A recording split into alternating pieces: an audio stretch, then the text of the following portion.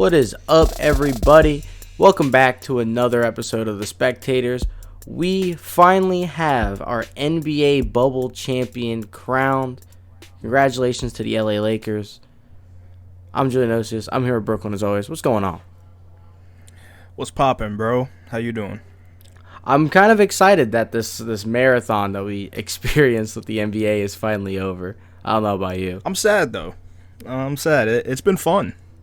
Yeah, it's been a good time. It's been a lot of fun. To me, it kind of got, exhausting towards the end, and I'm sure the players feel the same way. Yeah.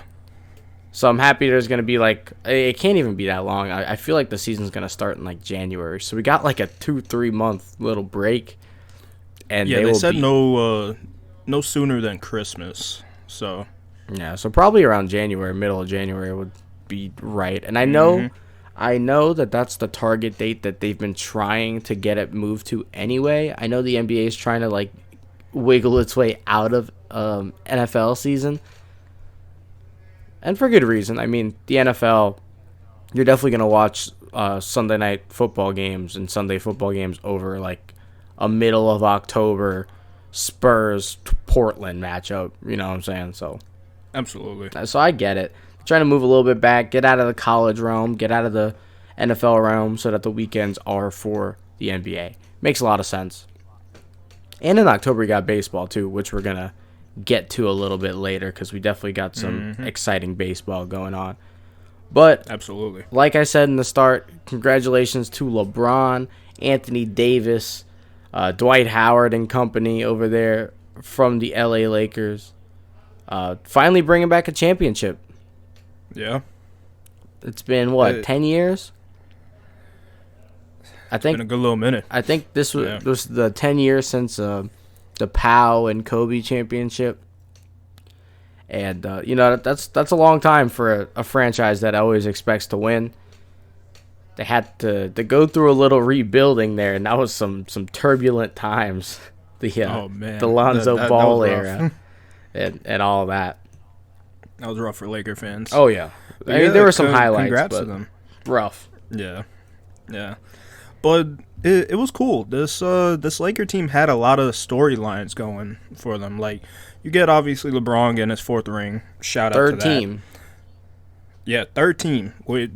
It's nuts. And shout out Danny Green, also third team getting a ring. Yeah, Three-time NBA champion Danny Green. You also get three-time NBA champion JaVale McGee. We know how he's been going from the bottom of the league, being a laughingstock, Shaq a full MVP. Now you're a respected player. You get Dwight being on the Lakers. Then you go have his nonsense that he had going. We're not going to get into that, but for Dwight, live your life. We can actually say the sentence that Dwight Howard won an NBA championship in Orlando, and that's electric. In Orlando, bro. That's cool. Amazing. Yeah, you get Rondo winning it with the Celtics and the Lakers. It's just dope all around. You get JR winning again, Dion but never Waiters playing a single getting minute. a ring. So it's cool. Yeah, a lot of storylines, and you love to see it.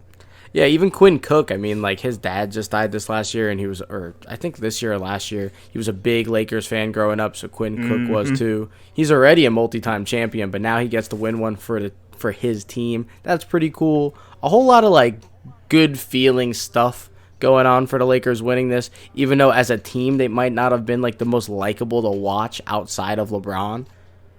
Yeah. And then the cherry on top was obviously paying homage to Kobe Bryant.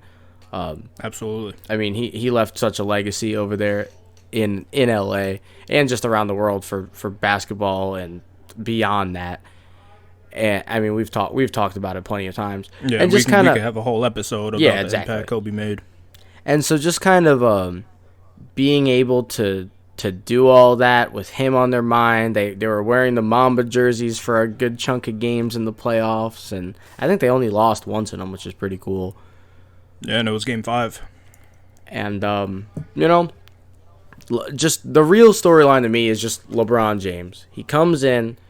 He's 36, 37 at this point. It's year 17 36. in the league, and he is now 4 for 4 for finals MVPs in finals that they've won. He almost won one in a finals they lost a couple years back against Golden State. I really still think he should have. He was that good. And absolutely, there's nobody better. He's at the top of the mountain again. He had a little speech after. He's demanding his respect for not just him, but the organization and the guys he's playing with and has played with. And he continues to show he's unselfish. I mean, obviously in the way he plays. And I don't know. I'm super excited to see it. I know the MJ LeBron arguments are going to be rampant today, especially like the first day of the week right after the NBA absolutely. Finals ends. He gets his 4th ring. They're going to be rampant. And we kind of already know where I stand on that. I don't know. I feel like I know where you stand on that, but it got to be Braun, man. Like, well, what he does, especially with all the talk, he can't do it in the West. He's taking the East. He's having a cakewalk. Can't do it in the West. Okay, bet. Comes to the West, does it. Yeah. Well, what do you got to say about it? And I've seen some people say, like, well, he didn't actually really have a tough run. And it's like, well, that's not his fault that the Clippers blew it. Exactly. It's not his fault the Rockets imploded. It's not his fault the Bucks did God knows what they did. I mean, I just don't even have a clue. And the Heat were the best team in the East this year. I mean, the way they played in the playoffs, they were the best team in the East. And this was not an easy series, even though it felt like you never doubted the Lakers winning it. It went 6 games, and every game besides Game 6 was pretty close. Yeah, there was times where you were like, hold up, wait a minute. Is Jimmy gonna do something? Yeah. Like, is this gonna happen? But in the back of your mind, it's like, nah, it can't. It can't. Yeah, also And big LeBron shout out, showed out while and we it didn't. mention him, big shout out to Jimmy Butler for, Oh, man. this was a really big year for him that I don't think I expected to be a big year for him, or really anybody. I mean, I'm sure people like called it because the change of culture. He gets to go to Miami, a place he really wants to be, etc. But I don't think anybody expected it to be this. I mean, he comes into a situation where they're clearly rebuilding. They have some young guys. They draft 2 really young guys, and it all kind of just clicks. And the personalities, the way they play, the mentality, it all just clicks. And it's rare that you see a team that's, quote unquote, under talented, because they're not the most talented team in the East by any stretch of the imagination. They're probably like 4th in that regard. But they came together and they just outplayed everybody that came at them. And there were stretches they were outplaying the Lakers, and it was kind of cool to see. It was. Jimmy spearheaded it, so shout out. But you just got to appreciate what Jimmy did, man. You got to appreciate it. Because to come in and lead your team like this, man, you love it. You love to see it. And it really sets up for an interesting next year. Next season's going to be wild, bro. The East is going to have a lot of interesting parts. Like, you got the maybe new-faced Sixers with Doc Rivers being there. See what happens with that. You got the Heat that are going to be a respectable force in the East now. You obviously got the Raptors, the Celtics, the Bucks, the Nets are on the horizon. So, I mean, it's going to be fun. Yeah, and we're going to see what happens with Victor Oladipo. I know he wants to leave Indiana. So we'll see if he gets to go somewhere where they just are a piece away. Say Oladipo went to the Heat. I think that would be really, really good for them. Or say he goes to a team that's not necessarily good, but is kind of trying to get there. For example, I don't know why this is the example that I thought of, but like say Washington, like Oladipo and Beal could be a pretty good combo out there. I was gonna say Washington's an interesting thing because you don't know what's gonna happen with Wall and Beal. I think Wall is the real kicker here because John Wall has obviously had his injuries, and he has that really big contract. Do they want to try and move from him? Or are they gonna try and figure it out and build around him still? It's a couple years into that duo, and we're not really seeing a whole lot. So we're gonna. And there's been see. talks about Beal getting moved too, so you really don't know what direction this Washington team could be moving. Yeah, and so the East is just completely wide open. I mean, the West is going to be kind of the same, regardless of what kind of free agent moves happen. It's going to be the Clippers and the Lakers. leading the charge. And then you'll have. But then you also got the Warriors coming up. You got a young Pelicans team. And I know the Warriors the are Suns, a very, very who knows trendy, very early finals pick just because you're getting Steph back, you're getting Clay back. They have Andrew Wiggins. They're going to have a high draft pick. So there's a lot of, like, interesting stuff. Obviously, Steph and Clay, we know what they bring. Is Andrew Wiggins going to be any sort of good? I can't remember the rookie guy that they had this year's name, but he actually had a pretty decent season. Sorry for forgetting his name. I'm blanking on it.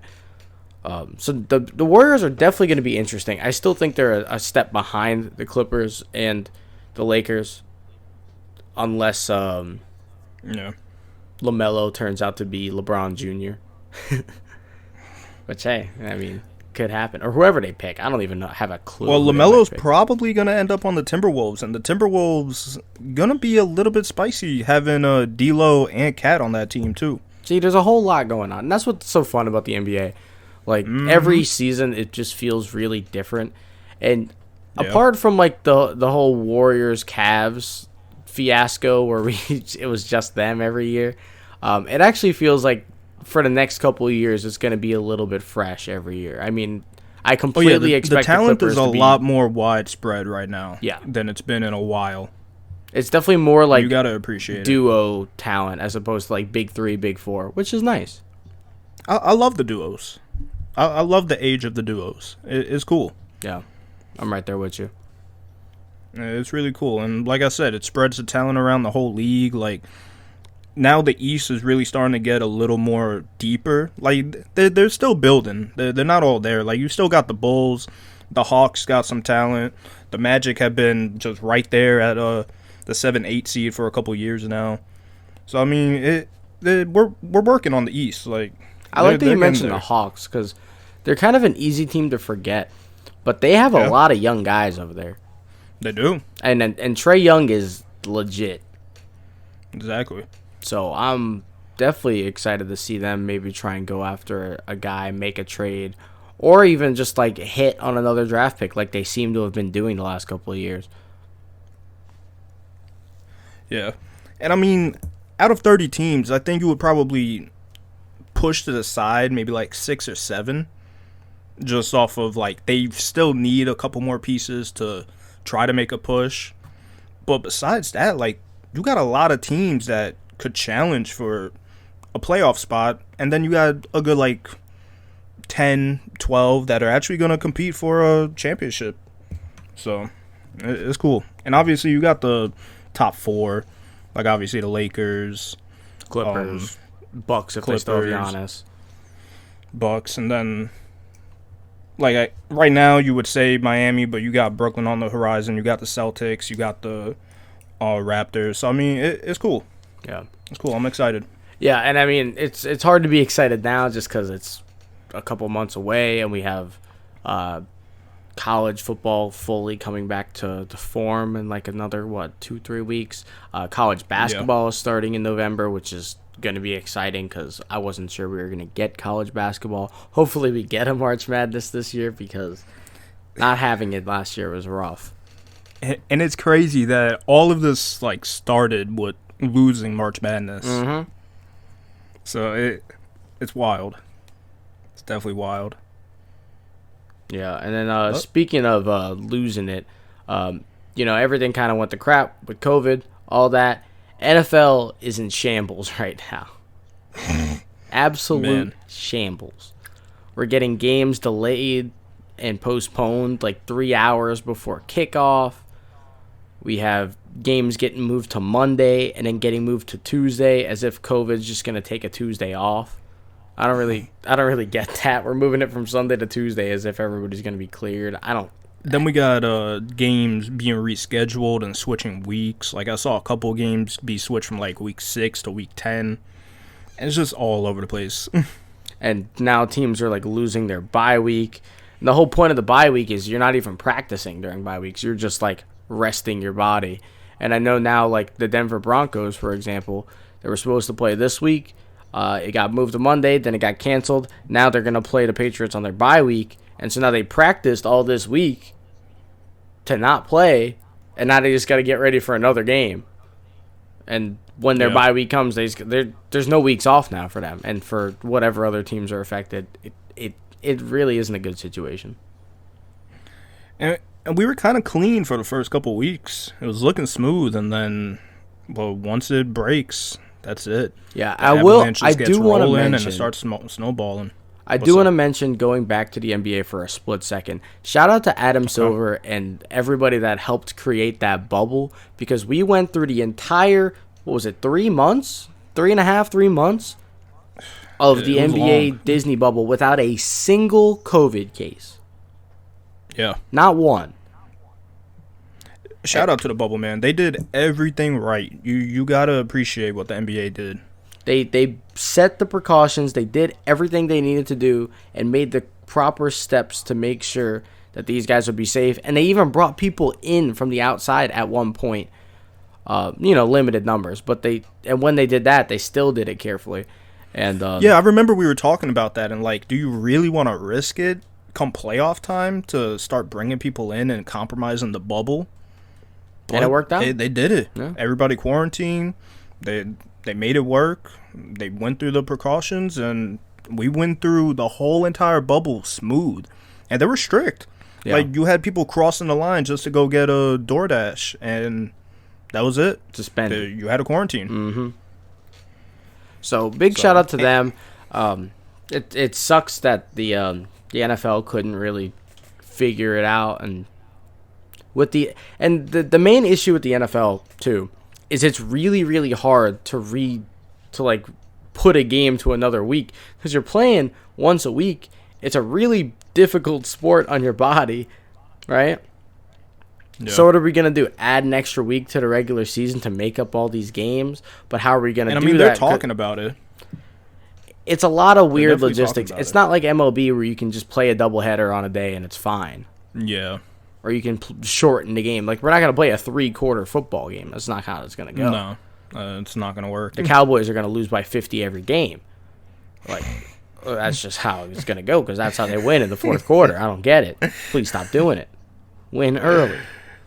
Yeah. Or Atlanta would be 5-0 at this point. Jesus. Yeah, you're not lying. You are not lying. So we're not going to do that. I don't know how they're going to make up these games if they do wind up getting actually canceled. Are they just going to forfeit them? Are they just going to count as null? I don't really know how that would work. It's going to be weird. How's that going to work for Vegas if you bet that the Bills are going to go plus 9.5 games, but they only play 15, so they're at 9 wins? Oof. There's a lot of things that it's just not a good look. It's not a good look. And you mentioned the bubble for the NFL. It's tough because, any given team with personnel, coaches, just equipment managers, just everything involved with it, you're looking at about, 80 to 100 people a team? No, more than that. It's got to be more than that. Well, I'm just saying, ballpark. You get the 53 players and then just 50 staff members, let's just say. Yeah, so 100 per team. But you can't play multiple. You can't play multiple games on the same field. Exactly. You could. You could play a 1:00 game, do 30 to an hour of refurbishing the field, and then get another team on there, I guess. But there is complexes that got multiple fields, but it's where do you house these people? Because it's not like it's a playoff bubble. This is a regular season bubble, so you need 32 teams worth of 100 people each. Where do you put them? And then, the worst part is, we have fans in the stands at some stadiums, too. So it's, now those people are at risk also. It's really just a weird situation. The SEC this year just decided, COVID doesn't exist. Fans, welcome in. It's huh? Yeah. You got the Cowboys bringing in 25K. That's a lot of people. And, their stadium fits 90,000, but still. It's a lot of people. That's a lot of people. That's a lot of people to see Dak get hurt. Shout out to Dak. Hope he gets better soon. Prayers up for Dak, man. That was scary. It was nasty. Went the wrong way. It zigged when it should have zagged. Yeah. It was bad. It was really bad. And I really, really, really hope that when it comes time, Jerry Jones is going to take care of that man. Because they go through all the nonsense with the contract. They don't pay him. He gets franchise tagged for a year. Gets I think it was like 31 mil for the year. But long term, what's going to happen? Yeah, and that's the exact reason. And we're going to look back on this season. Maybe not us, but like players are going to look back and they're going to point at Dak Prescott and they're going to say, that's why I don't want to get franchise tagged. Pay me. Yep.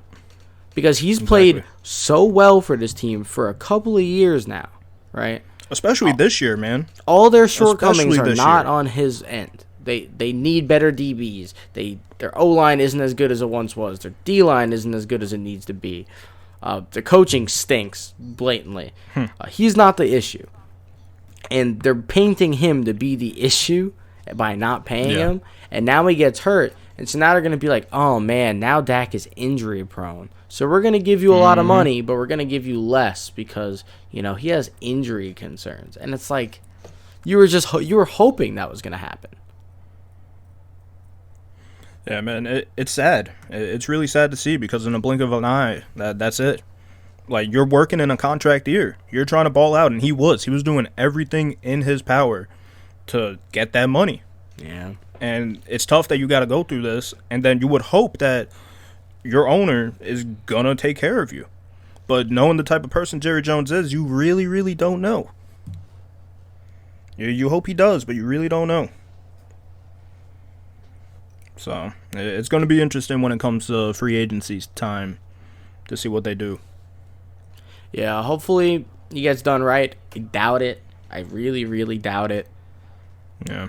Let's just hope in the meantime that he recovers well. And everybody that's been hurt this year, I mean, there's been so many. It's been terrible. I mean, this weekend we lost, like, Dalvin Cook got hurt. It didn't look too crazy. I didn't actually... Oh, Jimmy Garoppolo got benched. He didn't get hurt. He got benched. Yeah, he comes back from being hurt to get benched because they're getting whopped. Like, it was bad, bro. One cool thing on the opposite end of the injury spectrum, we had Alex Smith come back. Shout out to that. Salute to Alex Smith, bro. That was a tough journey, bro. And if you want to, like, look up, like, somebody who's resilient, Alex Smith could have died from his injury a couple of years ago because, like, the infection rate on that particular leg injury is apparently really, really high. And usually if that gets infected, it's just not good. And so I believe there was some complications that they had to go in and fix right away. Yeah, it didn't even go smoothly either. So it's not like this was a peak medical, only he could have survived it. No, like, this was even he had issues with it. Yeah. And I mean, 17 surgeries. And 17 surgeries, and he's back, what, it was 2 years later? Less than 2 years? 2 years later. Yeah. Which is wild because that's the amount of time it took Teddy Bridgewater to come back from his injury. And his was really bad, obviously, also. I mean, non-contact knee injuries are not what you want to see.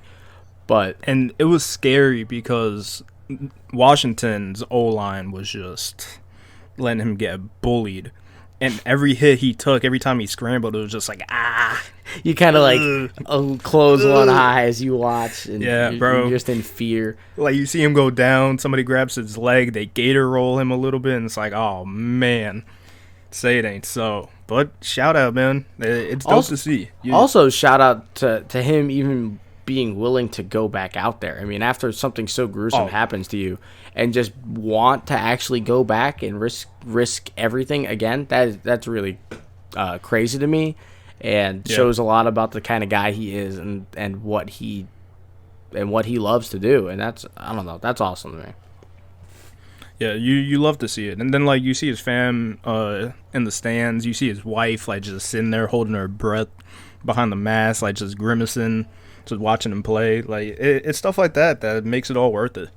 Like, you fight through adversity, and then you're right back. So salute.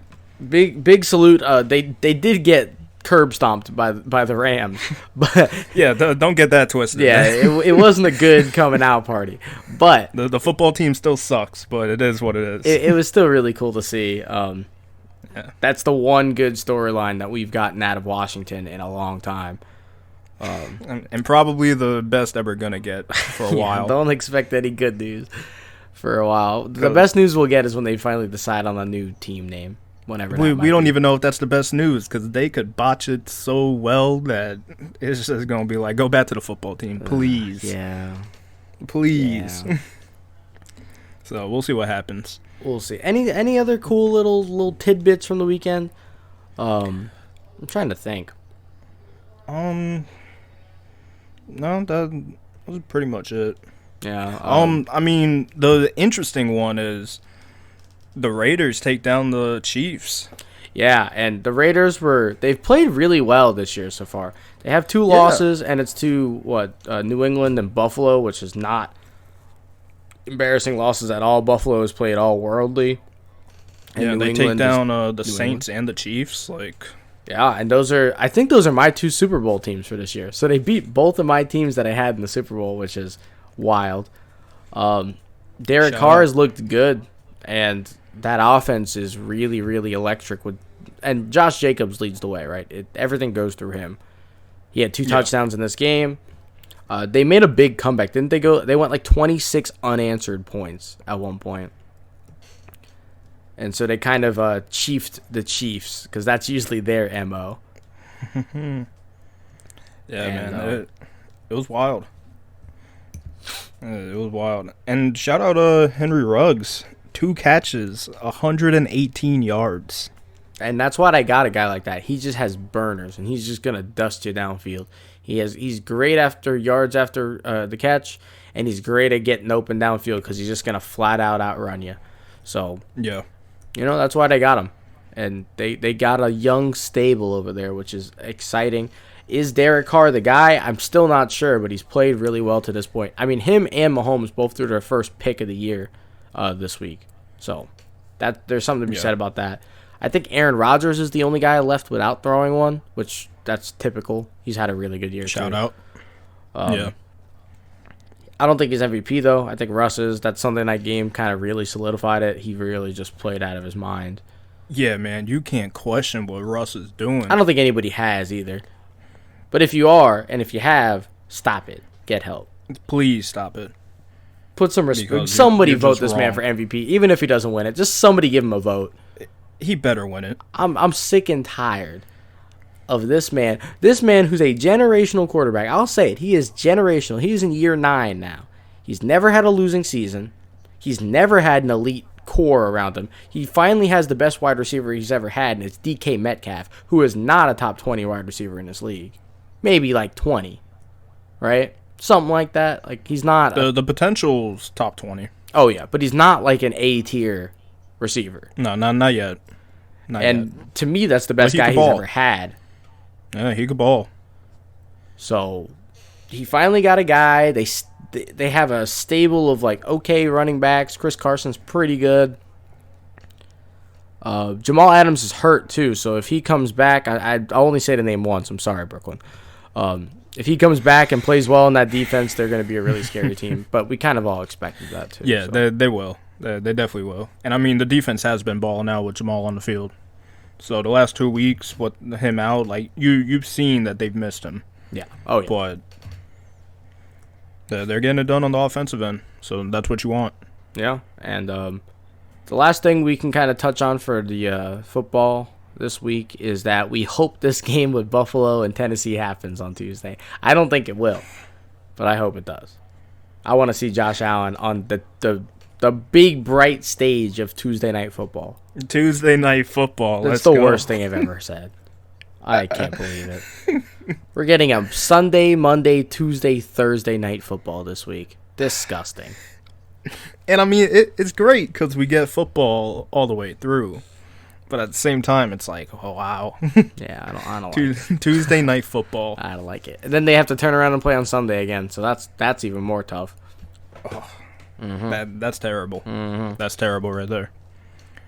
And we get the Chargers Saints on Monday, so we'll see how that goes. Herbert has had an absolute gauntlet to play in his first couple of games of his career. That's what I'll say. He played the Chiefs. I don't remember who they played week 2 or week 3. His second game. Then they go against the Bucks. Now they got the Saints. Like, man, who did they make mad making the schedule? Now, it's good for them that Michael Thomas is out. Yeah, and the Saints have very much miss them. They do not look like the same team. Mm-hmm. It's crazy how one guy really, like, especially a wide receiver, too, but really kind of... I mean, when you lean so heavy on him. Yeah, and he's able to take that weight, too. That's the big thing. But, we'll kind of see how that goes. I actually this is a good opportunity for the Chargers to make a big statement win and kind of wiggle their way back into the conversation. Just because, again, with Michael Thomas out, this is a really good opportunity. The play is still really good team. Get some confidence, and then build on that moving forward. So, facts. I still take the Saints in this one, though. Don't get it twisted. And but it's gonna be tough for them to make a move over the Chiefs in that division. So yeah, make the statement, but they're eyeing the wild card. They're eyeing the wild card. Yeah. That was never. Any other games? That's it for the NFL this week. I haven't looked at next week's schedule. I'm sure it's good. I'm sure there's a game or two that we'll be interested in, but I'm not super sure of what that looks like as of right now. What I am sure of is this MLB schedule. We got the ALCS and the NLCS. ALCS, we got the Rays and Astros. Game 2 is that tonight? I say I know the schedule, but it is tonight. They go they don't 7 in a row without they don't have days off, so they're going Sunday to Sunday. Now, before we get too deep into baseball, we just gotta mention that this year's been rough for everybody and everything out there in the world, losing people. But the baseball world has got hit hard with losing Hall of Famers, man. Yeah. This morning we lost our 6th in a couple months. Yeah. And this morning we got news that Joe Morgan, a Big Red Machine legend, dies at age 77. Earlier this week, Yankee legend Whitey Ford passed, and then even earlier this week, so just 3 this week, Hall of Famer Bob Gibson also passed. So rest in peace to all of those guys. Condolences to their families, their organizations. And then a few months prior, you get Al Kaline, Lou Brock, and Tom Seaver all being lost as well. And it's really, really crazy because this year has obviously been a lot. It's been very draining in every aspect. But absolutely. To have guys who have inspired and given so much hope and joy to people. I mean, Tom Seaver's the best Met of all time. Al Kaline's the best Tiger of all the time. Bob Gibson and Lou Brock were part of some really good Cardinals teams, and they were one of the first black Americans to be really, really known and really, really good at the sport, right? Whitey Ford's a 6-time World Series winner for the Yankees, which is more than most organizations in baseball have. So obviously he's a big deal, right? And then you get Joe Morgan, Big Red Machine. That's probably the most famous nickname team in baseball, right? Absolutely. Think Steel Curtain, but for baseball. It was pretty much that. And, these are not just guys that were really good, but they were guys that, inspired. They kind of set a flame in some cities. Yeah. And, they're definitely going to be missed. Again, it's just been rough to kind of see it. And every day we kind of text each other when we find out about it, and it's just man. Again? Especially this week, it was just back to back to back, man. Yeah. And it's tough. It's really tough. Yeah, and then you throw that on top of just everything else that's happened this year. It's just a whole jumbled mess that I don't like to think about. But we gotta pay our respects because you and I are such big baseball fans. We obviously know about these guys, but people our age might not necessarily know about them as much. Joe Morgan was a beast. For 6 Hall of Famers. Yeah. To just in 1 year, usually you lose one and it's wow, that's tough. But to lose 6 in 1 year, it's nonstop. And one thing that needs to be kind of stated too, it's extremely difficult to get into the Baseball Hall of Fame. Extremely. Yeah. They put 2 or 3 in per year, and you're only allowed on the ballot 10 times or so. Yeah, 10 times. So you have 10 opportunities to get in, and you got to get over 70 or 75% of the votes to get in. So it's not like, easy. Look at Barry Bonds. Barry Bonds only has, I think, one more try to get into the Hall of Fame. Yeah, which is crazy that he might not get in. Yeah. And, you know, some guys are locks, obviously, Yeah. but and most of these guys were in that lock kind of conversation. But it's really, really difficult to get into the MLB Hall of Fame. You can have a fantastic career. Like, think of somebody like Evan Longoria. He's probably not going to get in the Hall of Fame, and he has had a tremendous career. Mm-hmm. And like, there's a chance he gets in. He might sneak in, especially if somebody like Larry Walker could kind of get in, who he also had a phenomenal career. But if somebody like him can sneak in, maybe we can see a Longoria. But there's so many guys that are childhood heroes of ours. Matt Kemp. I mean, there's just a giant list. Alfonso Soriano, Bernie Williams. These are not Hall of Famers. Yeah. And I know it's just kind of a they're Hall of tangent at this Famers in point, your but- book for, like, your team, your respective team. But it's like, when it comes said and done to get into Cooperstown, it's just they don't make the cut. Yeah, and It's tough. it's a big you know, this is just kind of going to show how important and how good these guys were, and they're just going to be missed by a lot of fans, by a lot of people, and you know, we again, our condolences to those families out there, and may they rest in peace. Absolutely. And then on a lighter note, though, we do have baseball to be watched, though. So we do have the CS. We have Dodgers Braves tonight. That's going to be really fun. I know a lot of people, probably including ourselves, are discarding the Braves. I don't know why we're doing that, because the Braves are really, really good. I think it's more of a Dodgers thing, not so much of how talented or not talented the Braves are. But that's going to be a really, really fun series. These are two teams that have history against each other because they've both been historically good teams in the National League. They both have a lot of really, really good hitters. Absolutely, man. The Dodgers have a better starting core. The Braves have a really, really good relieving core. And we're just kind of gonna see, is Acuna gonna bring that fire? Acuna, Osuna, and Freddie Freeman. Is Freddie Freeman, who is likely the MVP, or the former MVP Mookie Betts, potential this year too, because he had a fantastic season as well. Yeah, can't count him out. Who's gonna win that battle? I'm excited to watch that. I'm definitely more excited to watch that than I am for this Houston Rays series. But game one was exciting. This Houston-Tampa series is still going to be competitive. I mean, the Rays are a bunch of dogs. And, I mean, me and Drew, we've been sad all weekend, been in pain. But it is what it is. They got us. And Brasso, shout out, hit one of the biggest home runs in Rays history. Probably the biggest at this point. So, I mean... But the thing is, like, when it comes down to the bats in this series, I give the edge to Houston. But the Rays pitching, man, you gotta respect it. You gotta respect it. Those bullpen arms are scary. They got some good starters, and they're hungry. I feel like they're probably the hungriest among these playoff teams, besides like the Dodgers, because they've been so close. But this team is just young, spunky, just random. You get a bunch of just misfit toys all plugged together. Yeah. So and they all play a role really well. I do want to say that the Astros are really scary to me right now because they had a terrible regular season. Yeah. But they're a bunch of guys who know how to play in the playoffs, and they have shown that so far. Game one was kind of an anomaly where Correa and Springer and all them didn't really click.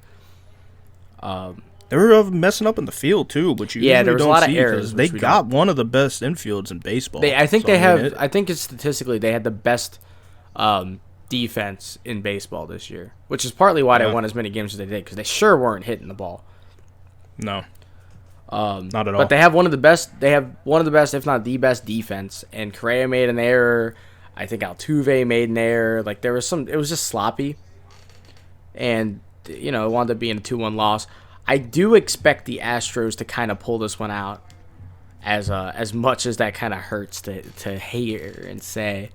Yeah, I mean, it hurt me last week saying that the Astros were going to beat the A's. It's just really crazy to me that without Garrett Cole and Justin Verlander, that they're able to figure some way to have enough pitchers to even win the amount of games they have so far. Look, we've been saying for a while, the Astros, whatever they do with their pitching, they do it right. Oh yeah, them and the Rays are the two teams that, and the Dodgers are probably in this conversation too, and obviously the Indians. They really know how to produce pitchers and take a guy who may not have the juice like that and kind of give him that juice. Because Framber Valdez has been fantastic. Oh, phenomenal, bro. And then you have another guy like Christian Javier who had a really good year. Obviously, Greinke is going to Greinke. Presley has been fantastic out of the bullpen this year. They're doing all this without their best reliever in Osuna as well. So that's also something to be said. Facts. They're a really interesting team because they're not the big unit that we're used to seeing. And like we said, I think whoever wins that Dodgers-Braves series is going to come in as the favorite, no matter who they play out of the AL. Yeah. And I really do think that this is the year for the NL to kind of take it. And this is me personally. I would love to see the Dodgers go in, play the Astros, beat the absolute bricks off of them, and get their A, revenge, B, their first ring in God knows how many years, get the monkey off their back, and really round out a good year for LA as a whole. Magic Johnson gets both of his teams to win a championship. That'd be nuts. It would just be really cool. I'm here for that. Yeah.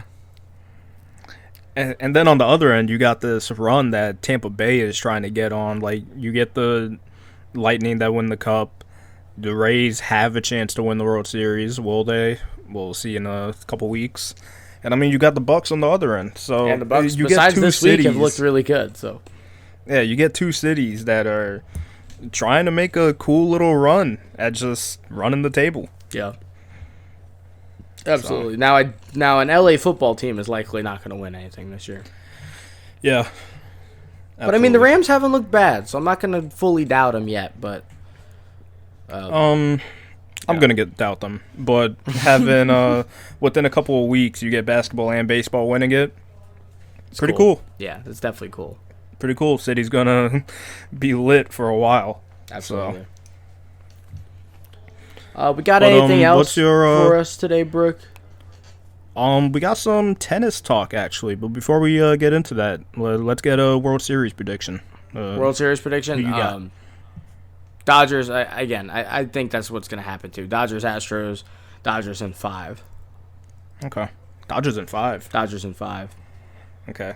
I'm going to reluctantly go Tampa. I feel like their spunk is going to lead them past the series. Pause. And I got the Dodgers taking it in probably... I'm gonna go 6.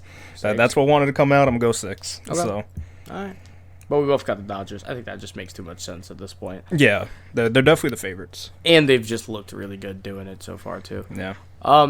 Tennis talk, though. Rafa Nadal ties the Grand Slam record with Federer. I almost said Djokovic. He beat Djokovic. He ties Federer for 20 Grand Slams, and he moves to 102 in total matches in the French Open. Ridiculous stat I've seen. And here's the crazy thing, right? French Open's on clay. We know he's like the king of the clay. We've known this for at least a decade now, right? Yeah. But whenever they go into the French Open, it's not like this isn't a stacked Grand Slam. Like, there's Djokovic is there every year. Every top guy is always there. Federer is always playing. And when he plays them on the clay, it's not even close. He beat Djokovic in the final for this straight sets. And Djokovic is right below those two as like the best to ever do it, in my opinion, right? Yeah. And he just beats him in straight sets. Like, he's just not even a good player. It's crazy. Like, he's just some dude. Like, he played me. And And there's something to be said about that record, 102. It's nuts. He's probably outside of maybe Mayweather, but I think this sport's a little bit more random than boxing. Yeah. So it's a little bit harder to control everything. This is probably the most dominant athlete in a single event ever. 102 is just unheard of. Like you got to think Mayweather, like Michael Phelps, but even he's lost his handful of races, right? Yeah. Mayweather, Phelps, and like Nadal on clay. It's that. Those are the three. Yeah, you're and not then like wrong, MJ in finals, I guess. Yeah. We could say that too. But man, you just gotta. It leaves you speechless when you hear a number like that, bro. Yeah. Because it shouldn't happen. It shouldn't happen. It's crazy. Like, sometimes you just have a bad day, or like the ball bounces weird, or you feel a little hurt. How do you not lose more than twice in 102 matches? Yeah, that's like, it just happens. You got to salute it. Yeah, it really is impressive. Big shout out to that. Salute. And well, we'll see what he finishes his career with that. Yeah, and he's no spring chicken at this point either. So for him to do it at his age too is kind of something else that's really impressive to me as well. Very LeBron-esque. Absolutely. Yeah. Absolutely. We got anything else to talk about today, Brooke? No, just keep an eye out for the bracket challenge update. We gonna have a winner. We're gonna run all the numbers right after this episode, get it out for you. Congratulations to whoever wins. This is episode 48. So keep an eye out also. We're coming up on our 50th episode. We got something cool planned for you guys. We're excited to share it with you. Just appreciate all the love and support you guys giving us for this whole journey. We're coming up on 10 months. And yeah, just shout out everyone. Thank you. Yeah, absolutely. Be on the lookout for that 50th episode. Again, this is episode 48. So 2 weeks-ish. Just be on the lookout for that because that's going to be very exciting. And yeah, thank you guys as always for rocking with us, interacting with us on Twitter, Instagram, all that good stuff. And we'll catch you guys next time. Later, everybody. Be safe. Yeah.